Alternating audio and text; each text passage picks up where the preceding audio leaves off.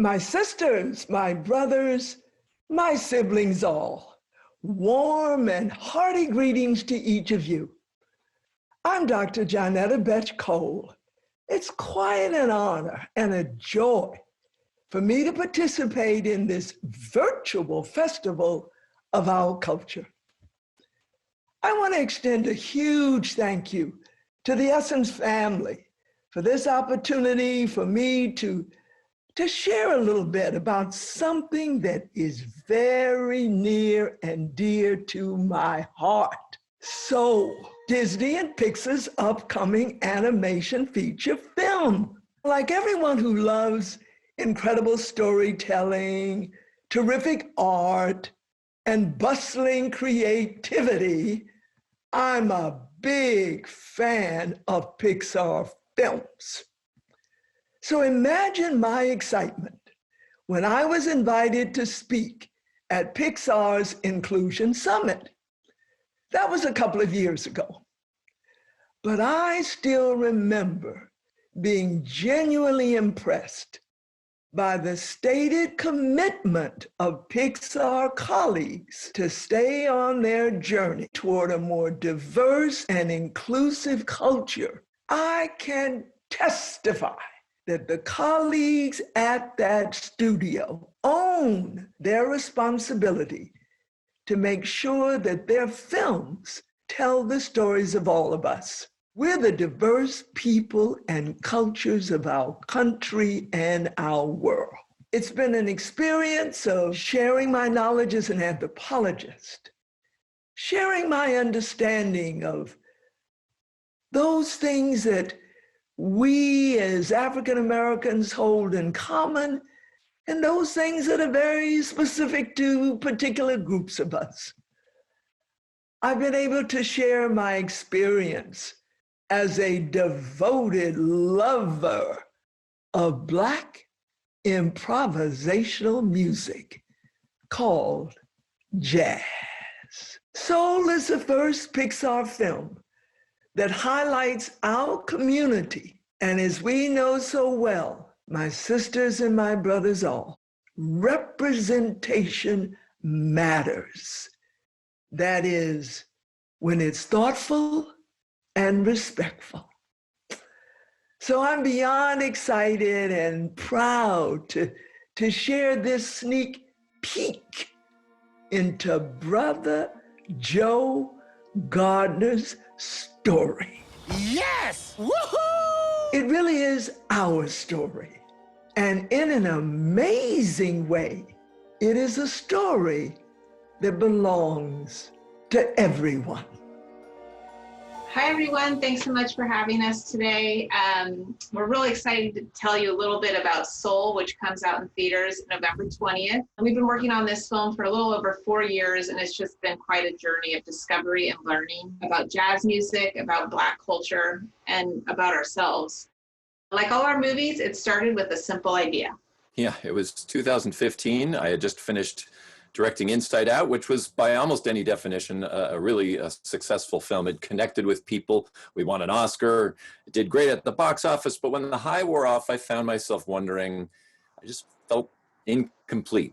I felt like I've worked my whole life to make animated films, yet I found myself wondering, is this really what I'm born to do? I thought about my son. I took this picture just moments after he was born, and I swear the moment he arrived, we could already see him in there. And I was thinking, how did that happen? Where did that come from? Well, it's because each of us is born with a soul. Our soul is really the center of who we are. It's the essence of us. It is our makeup of what passions and inspirations we have. We wanted our main character in the film to have those passions born into him as well. We wanted something we could all relate to and root for, like an animator. All right, maybe not everybody can relate to that. Maybe it's a scientist, a doctor. We hit on musician. We thought that's going to be fun to see on screen. Jazz was really the perfect representation of what we were trying to say in the film. And if our main character plays jazz, or as Dr. Cole calls it, Black improvisational music, we felt our main character needed to be Black.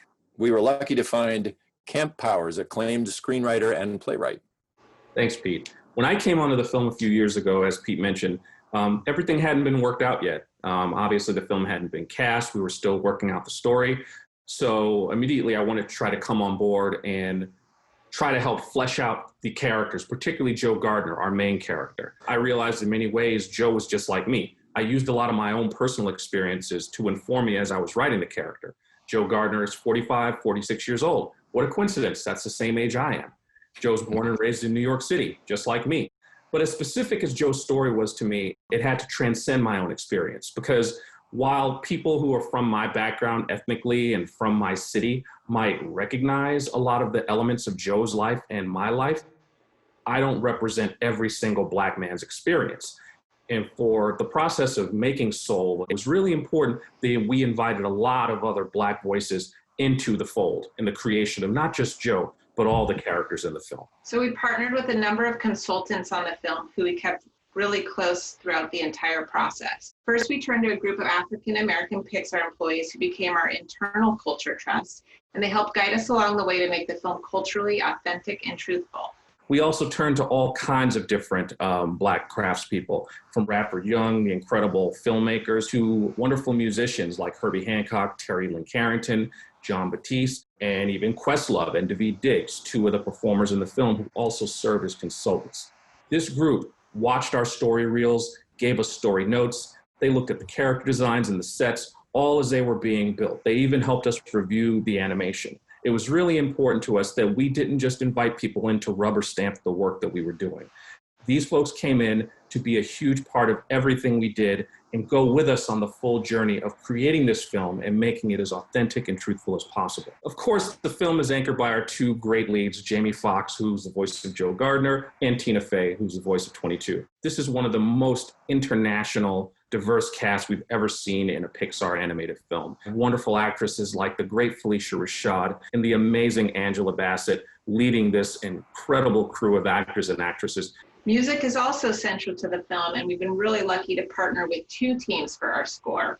First, Trent Reznor and Atticus Ross have composed all of the music in the Soul world, and the amazing John Batiste, who you all know, the pianist from the Colbert Show, composed all the jazz music in New York City. And to tell you more about that, I would like to introduce the amazing musician and equally amazing human, Mr. John Batiste.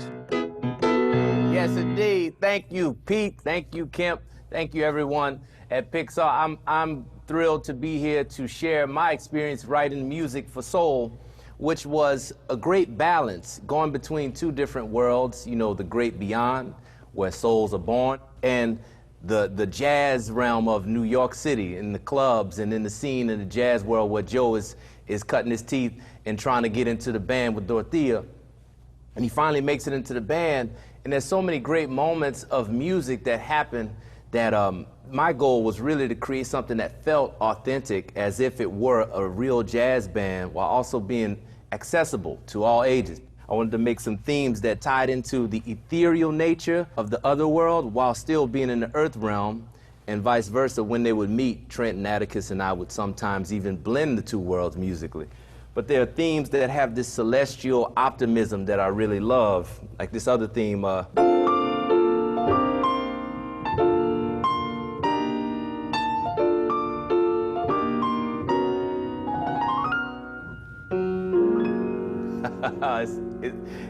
it was a joy. It was a privilege and an honor to do. And how about you take a look now? Here's an exclusive clip of Pixar's Soul. Music moves people.